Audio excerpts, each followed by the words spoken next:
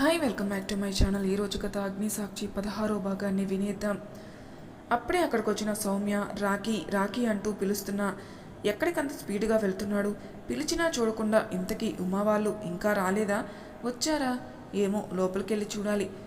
మహి, మీరు ఇక్కడున్నారే, రాఖీ ఎక్కడికి వెళ్తున్నాడు అంత స్పీడ్గా అని అడిగింది.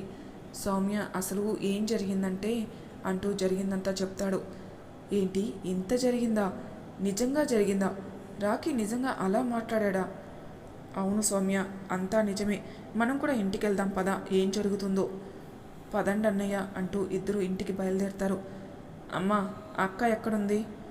పైన మేడ మీదకి వెళ్ళింది. ఏమైంది రాఖీ అంటే, అమ్మా అది నాకు తెలుసు, ఇద్దరు గొడవ పడ్డారా, వెళ్ళు, పైనే ఉంది. సరే అమ్మా. ఆంటీ, ఉమా రాఖీ ఎక్కడున్నారు? ఏమైంది సౌమ్య, ఇద్దరు అలా ఉన్నారు, పైగా మీరు కూడా టెన్షన్గా ఉన్నారే?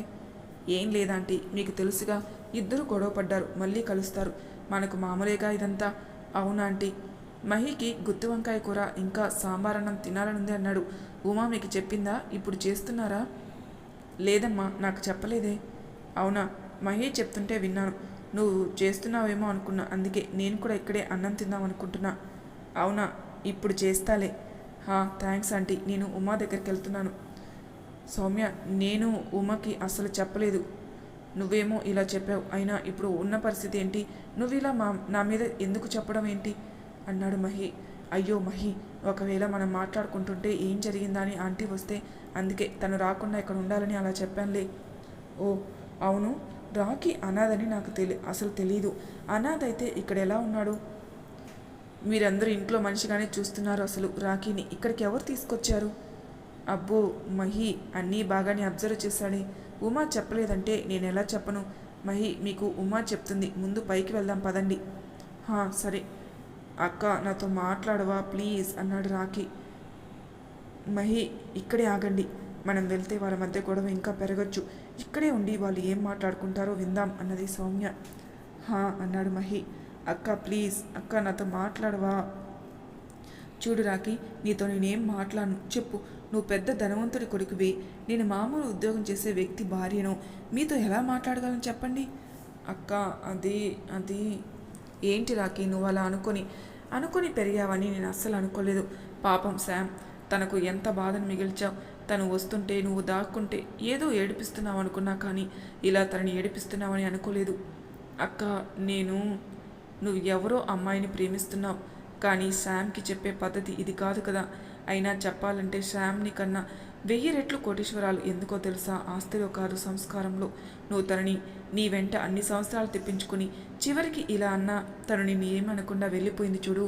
అందులో అక్క, నువ్వు నా గురించి ఇలా అనుకుంటావని నేను అస్సలు ఊహించలేదు. నేను కూడా రాఖీ ఇలా అనుకొని అమ్మాయిని బాధ పెడతాడని అస్సలు అనుకోలేదు. నీకు బాగా డబ్బు పిచ్చి పట్టింది, అందుకే. అక్క, రాఖీ ఇంకా ఏం మాట్లాడుకు ప్లీజ్. అక్క, నువ్వు అలా అంటే నాకు చాలా బాధగా ఉంది అక్క, ప్లీజ్ అక్క, నువ్వు నాతో ఇలా అనకక్క. అవునా? అయితే నిజం చెప్పు, ఎందుకు శామ్ని వద్దనుకుంటున్నావు? ఏ సమస్య అయినా నేను చూసుకుంటాను, చెప్పు రాఖీ.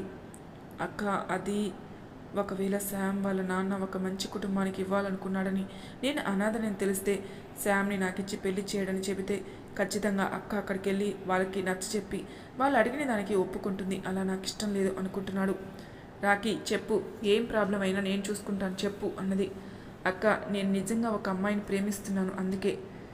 ఎందుకురా ఇలా చెప్తున్నావు? చూడు రాఖీ, నువ్వు ప్రేమించిన అమ్మాయి నిన్ను ప్రేమించకపోవచ్చు, కానీ శామ్ నిన్నే ప్రాణంలా ప్రేమిస్తుందిరా. తనతో నువ్వు జీవితాంతం హ్యాపీగా ఉంటావు. ప్లీజ్ రాఖీ, శామ్ నీకు సరైన జోడి, తనను వదులుకోకు. అక్క, నువ్వెన్ని చెప్పినా నాకు శామ్ వద్దు, నాకు నేను ప్రేమించిన అమ్మాయే కావాలి. నీకు ఎందుకు అర్థం కాదు? మనకంటే మనల్ని ప్రేమించిన వారితోనే మనం హ్యాపీగా ఉంటాంరా. ఎందుకు నువ్వు అర్థం చేసుకో? నేను చెప్తున్నాను, శామ్ నిన్ను ప్రాణంలాగా చూసుకుంటుంది. అలా అయితే అక్క, నువ్వు కూడా బావను ప్రాణంలా చూసుకుంటున్నావు, కానీ ఆయన మాత్రం తను ప్రేమించిన అమ్మాయి కోసం నిన్ను అంటే భార్యను కూడా వదులుకుంటున్నాడు. మరి నన్ను మాత్రం నువ్వు ఆ అమ్మాయిని వదులుకొని శామ్ని చేసుకోవాలంటున్నావు. ఏంటక్క, బావకు ఒక న్యాయం, నాకు ఒక న్యాయమా చెప్పు? రాఖీ, నువ్వేనా ఇలా మాట్లాడేది? అవునక్క, నా జీవితం కంటే నాకు ఏది ఎక్కువ కాదు. శామ్ నన్ను ప్రాణంలాగా ప్రేమిస్తున్నా, నాకు మాత్రం నా ప్రేమనే ముఖ్యం, అంతే. సరే రాఖీ, నీ ఇష్టం అన్నది. అక్క, అక్క, నేను బాధ పెట్టాలని అనలేదక్క, ఆగక్క. రాఖీ ఆగు అక్క అనేసరికి వెళ్తున్న ఉమా అక్కడే నిలబడి మహిని చూస్తూ, పర్వాలేదు, నువ్వు నిజమే చెప్పావు. ఎవరి జీతం వాళ్ళది, అందరి జీవితాల్లో కల్పించుకోవద్దని నాకు బాగా అర్థమైంది. పర్వాలేదు రాఖీ, నువ్వేమీ తప్పు అనలేదు. సరేనా, నేను నా గదిలోకి వెళ్తున్నా, ఏమన్నా కావాలంటే పిలు అన్నాడు. సరే అక్క. అక్క ప్లీజ్ అక్క. ఉమా ఉమా ఏంట్రా ఇది, నువ్వు ఉమను అలా అనే హక్కు ధైర్యం నీకెక్కడి నుంచి వచ్చాయి? ఛీ, నీలాంటి వాడితో అది ఇలా మాటలు పడుతుందని తెలిస్తే ఆ రోజు అది నిన్ను ఇక్కడికి తీసుకొని వచ్చినప్పుడే దాన్ని వద్దని చెప్పుంటే బాగుండేది. ఛీ, నా జీవితం అంటున్నావు, అది లేకపోతే నీకు జీవితం కాదు కదా. ఇప్పుడు ఎక్కడ ఉండేవాడివో కూడా నువ్వు ఊహించలేకపోయేవాడివి అంటుంది సౌమ్య. అక్క అక్క బావా, నేనేం తప్పన్నాను చెప్పండి. మీరు మీ ప్రేమ కోసం మీ భార్య అయినా మా అక్కనే వదులుకునేటప్పుడు నేను శామ్ని వదులుకుంటే తప్పేంటి బావగారు చెప్పండి. అక్క కూడా శామ్ లాగే మిమ్మల్ని ప్రాణంలా ప్రేమిస్తుంది కదా. కానీ మీరు మాత్రం తనని కాదని, మీరు ప్రేమించిన అమ్మాయి కోసం తనని వద్దు అంటున్నారు. నేను కూడా అలాగే మీ విషయంలో తప్పు అనిపించలేదు, కానీ నా విషయంలో మాత్రం అక్కకి తప్పు కనిపించింది. ఎందుకు రాఖీ? అది అది వదిలేయండి బావగారు. రాఖీ రాఖీ ఏంటి? తను అడిగిన ప్రశ్నకి నా దగ్గర సమాధానం లేదు. ఉమా నేను చెప్పిన వాటికి అన్నిటికీ ఒప్పుకుంది, కానీ రాఖీ కూడా అలాగే చేస్తే ఎందుకు వద్దు అంటుంది? అంటే తన నా సంతోషం కోసం మాత్రమే ఒప్పుకుంది. రాఖీ తమ్ముడు కాబట్టి వాడికి ఇలా చెబుతుంది. మహి, మీరు వెళ్ళి ఉమని భోజనానికి పిలవండి, మీ మాట మాత్రమే తను ఉంటుంది అన్నది సౌమ్య. హా, ఉమా ఉమా అంటూ పిలిచాడు. ఏంటండి? భోజనం నేను తర్వాత తింటాను, మీరు వెళ్ళి తినండి. ఉండండి, అమ్మకు చెబుతా మీకు పెట్టమని. అయ్యో వద్దు, నువ్వు కూడా రా, కలిసి తిందాం. రాఖీ కూడా తినలేదు, పిలిస్తే వద్దు అంటున్నాడు. ఉమా ఉమా ఎక్కడికి వెళ్ళింది? మహి, మీరు అంతలా చూడాల్సిన అవసరం లేదు, ఇక్కడికి రండి, నాతో పాటు చూడండి. దానికి రాఖీ అంటే చాలా ఇష్టం, అందుకే వాడి కోసం అన్నం తీసుకెళ్తుంది. పదండి చూద్దాం. రాఖీ రాఖీ ఇదిగో అన్నం. నాకేం వద్దు, అయినా కొంగకు నీళ్ళు అవసరం లేదు ఇప్పుడు. కొంగేంటి అన్నాడు మహి. అది రాఖీ అలిగితే అంతే. చిన్నప్పుడు ఇలానే వాళ్ళు ఆడుకునేవాళ్ళు, అందుకే ఇలా. కొంగకు నీళ్ళు అవసరం లేకున్నా బాతుకు మాత్రం చాలా ఆకలిగా ఉంది. ఏం చేద్దాం? కొంగ వస్తేనే బాతుకు ఆకలి తీరుతుంది, లేకపోతే ఆకలితోనే బాతు అక్క అలా అనకు, నాకు తెలుసు నువ్వు వస్తావని. రా, ఇదిగో అను అంటూ తింటూ ఉన్నాడు. అక్క సారీ, ఇలా బావ విషయంలో నేను నిన్ను.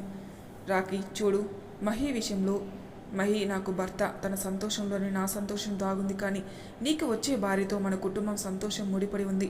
అందుకే మన ఇంటికి నీకు శామ్ సరైన పిల్ల అని నీకు చెప్తున్నాను. పైగా నువ్వు కూడా తనని ప్రేమిస్తున్నావు, కానీ ఏదో ఒక కారణం ఉంది, అది మాత్రం నాకు చెప్పడం లేదు. అదేం లేదక్క. సరే ముందు అన్నం తిను అంటూ అలా తనకు తినిపిస్తూ ఉంటే సౌమ్య మహి కూడా అక్కడికి వెళ్ళారు. ఓసేయ్, మరి నాకు? ఇదిగో నీకు కూడా అంటూ. మరి నాకు? అమ్మా నువ్వు కూడానా? ఏ, అమ్మకు కూతురు తినిపించకూడదా? ఇదిగో అమ్మ మహికి భోజనం పెట్టు, తనకు చాలా ఆకలిగా ఉంటుంది. పదండి, మనం కూడా అక్కడికే వెళ్దాం. మరి నాకు తినిపించండి. తినిపిస్తా. రాఖీ అక్కడికి పద. రేపో మాపో జాబ్ చేయాల్సిన వాడివి, ఇంకా తినిపించాలా నీకు? అక్క సరే పద. నిజంగా ఉమా చాలా గ్రేట్ కదా. అందరూ తన దగ్గర చిన్నపిల్ల బిహేవ్ చేస్తున్నారు. ప్రతి ఒక్కరిని తను చాలా బాగా అర్థం చేసుకుంటుంది, బాగా చూసుకుంటుంది. తన ముఖంలో ఆ నవ్వు తనకి మరింత అందాన్ని తెచ్చిపెడుతుంది. తను అలా నవ్వుతూ ఉంటే తననే చూడాలనిపిస్తుంది.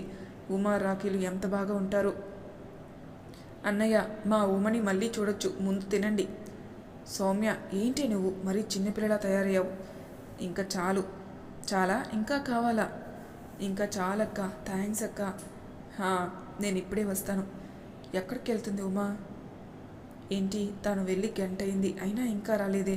వీళ్ళు మాత్రం ఏం పట్టించుకోలేదు. సౌమ్య ఏంటి మహి? అంటే ఉమా బయటికి వస్తుందిలే, మీకు కంగారు ఏం లేదా? తను ఇంత రాత్రి వేళ ఎక్కడికి వెళ్ళిందో తెలియదు, కానీ తను ఇంత రాత్రి వెళ్ళింది అంటే ఒక బలమైన కారణమే ఉంటుంది. అందుకే ఎవరు ఏం అడగరు, తన్ని వస్తుందిలేండి. అయినా మీరేంటి తన గురించి అంత టెన్షన్ పడుతున్నారు? ఏంటి మహి మీలో ఈ చేంజ్? అదేం లేదు, ఊరికే అడిగానంతే. అవునా? అదిగోండి మాటల్లోనే వచ్చింది. ఉమా, మీ భర్త మీ గురించి కంగారు పడుతున్నారు మేడం. ఎందుకు మహి, ఏమన్నా కావాలా అని అడిగింది ఉమా. ఓ, మీరు రేపు ఉదయం రిసెప్షన్ అన్నారు కదా, నేను అన్నీ సర్ది పెట్టాను, మీరేం టెన్షన్ పడకండి సరేనా? సౌమ్య, నువ్వు ఇక్కడే ఉండు నేను వచ్చేంత వరకు ప్లీజ్. రాఖీ గురించి నీకు తెలుసు కదా, తను బాధపడుతూ అలాగే ఉంటాడు, ఏమీ తినకుండా. పైగా నేను కూడా ఉండను, అందుకే నువ్వు. ఉంటాలే. సరే, నేను రాఖీ గదిలో నిద్రపోనా? గదిలో నా బెడ్ కూడా ఉందిగా. Good night Mahi. Good night Uma. Good night అంటూ ఉమా తన గదిలోకి వచ్చి నేల మీద దుప్పటి పరుస్తూ, మహి మీకేమన్నా కావాలా అని అడిగింది. ఇంకా నిద్రపోలేదా మీరు? అంటే నువ్వు ఇంకా భోజనం చేయలేదు కదా, అందుకు. ఎందుకు అలా నవ్వుతున్నావు? మహి మీకు తెలుసా, మనం కలిసి ఉన్నారు ఇన్ని రోజుల్లో మీరు నేను తినలేదని ఈరోజు అడిగారు. నాకు చాలా సంతోషంగా ఉంది మహి. నాకిప్పుడు నేను అనుకున్న మీ నోటి వెంట ఇలా అనరేమో అని, కానీ ఇప్పుడు అన్నారు. గుడ్ నైట్ మహి అన్నది. Good night Uma. కానీ తను మాత్రం తినకుండానే అలాగే నిద్రపోతుంది. అసలు తను ఎలాంటి పరిస్థితి అయినా నవ్వుతూనే ఉంటుందా? ఎందుకు అలా అనుకుంటూనే నిద్రపోయాడు. ఉదయం 9:30 అయింది. మహి అన్నీ మర్చిపోకుండా పెట్టా. ఇంక వెళ్దామా? మీరు చెప్పినట్టుగానే 4 జతలు పెట్టా అన్నది. పద. అమ్మా ఇంక మేము బయలుదేరుతామమ్మా. నాన్న జాగ్రత్త, మేము వచ్చే వరకు సౌమ్య ఇక్కడే ఉంటుంది నీకు సహాయంగా. మీరు జాగ్రత్త అమ్మా, వెళ్ళగానే ఫోన్ చేయండి అన్నాడు. సరే అమ్మా. సౌమ్య బాయ్. ప్లీజ్ కొంచెం అమ్మని నాన్నని. నేను చూసుకుంటాలే, నువ్వు జాగ్రత్త అమ్మా. సరే పదండి మహి వెళ్దాం. ఇద్దరూ బస్టాండ్కి వెళ్ళగానే అప్పటికే బస్సు రావడంతో, రాఖీ నువ్వు జాగ్రత్త, నువ్వు దేని గురించి బాధపడకు, నువ్వు కోరుకున్నట్టుగానే అంతా మంచి జరుగుతుంది సరేనా? బాయ్ అక్క. బాయ్ బావగారు. బాయ్ రాఖీ అన్నాడు మహి. వెళ్ళేటప్పుడు జాగ్రత్తగా వెళ్ళు, స్పీడ్గా వెళ్ళకు. సరే అక్క బాయ్. మహి ఉమా బస్సులో కూర్చుని ఉన్నారు. బస్సు బయలుదేరింది. ఈలోపే మహికి ఫోన్ రాగానే ఎవరా అని చూస్తే, హలో ప్రియా. ఇక్కడ మహి మాటలు మాత్రమే వింటుంది. బయలుదేరాం, ఉమా కూడా వస్తుంది. సరే నేను జాగ్రత్తగానే ఉన్నా, నువ్వు కూడా జాగ్రత్తగా ఉండు. ఏంటి ఇలా నీతోనే మాట్లాడుతూ ఉండాలా? లేదు ప్రియా, ఉమా కూడా ఇక్కడ ఒక్కతే కదా, తనకి కూడా బోర్ కొడుతుంది కదా. నీ పక్కన శ్వేత ఉందిగా, తనతో మాట్లాడు సరేనా? నేను నీతో తర్వాత మాట్లాడతాలే, బాయ్ అని పెట్టేశాడు. ఏంటి ఈయనలో చాలా చేంజ్ కనిపిస్తుంది, నిజంగానే మహిలో మార్పు వచ్చిందా అనుకుంటుంది ఉమా. మహి 2 రోజులు అక్కడ ఉండగానే ఆ ఉమా నిన్ను ఎంతలా మార్చేసింది చెప్తా. ఆ ఉమా పని అక్కడికి వెళ్ళినప్పటి నుండి నాకు అసలు ఫోన్ చేయలేదు, నేను చేసినా అసలు మాట్లాడకుండా ఉన్నాడు. ఎప్పుడైనా ఎక్కడికైనా వెళ్ళాలన్నా ఉండాలన్నా నన్ను అడిగేవాడు. ఇప్పుడు మాత్రం రిసెప్షన్కి ఉమాతో వస్తున్నాడు అని దిలీప్ చెప్పే వరకు నాకు అస్సలు తెలియదు. ఏంటి మహిలో ఈ చేంజ్? ఎప్పుడు ఎక్కడికి వెళ్ళినా బస్సులో నాతో మాట్లాడుతూ ఉండేవాడివి, ఇప్పుడు నాతో మాట్లాడమని చెబితే ఉమా ఒక్కతే ఉంది అంటావా? చూస్తా ఇది ఎంతకాలం కొనసాగుతుందో. అయినా ఉమా నిన్ను ఇంతలా మారుస్తుందని అనుకోలేదు. ఆ ఉమని తక్కువ అంచనా వేయడం నేను చేసిన పెద్ద తప్పు. ఆ తప్పు మళ్ళీ చేయను. ఇప్పుడు అక్కడికి వస్తుందిగా, అప్పుడు చెప్తా. బాగా సంతోషంగా వస్తున్నావుగా, చూస్తూ ఉండు. నీకు ఎప్పటికీ మర్చిపోని అనుభవాలని నేను నీకు రుచి చూపిస్తావుమా. నువ్వు నీ జీవితంలో అస్సలు మర్చిపోలేవు అని అనుకుంటూ ఉంది ప్రియా. మరి తర్వాయి భాగంలో ఏం జరుగుతుందో నెక్స్ట్ ఎపిసోడ్లో తెలుసుకుందాం. అంతవరకు నా ఛానల్ని సబ్స్క్రైబ్ చేయని వాళ్ళు ప్లీజ్ సబ్స్క్రైబ్ చేసుకోండి, లైక్ చేసి షేర్ చేయండి. మీ అభిప్రాయాలు నా కామెంట్ రూమ్లో తెలియజేయండి. Thank you for listening.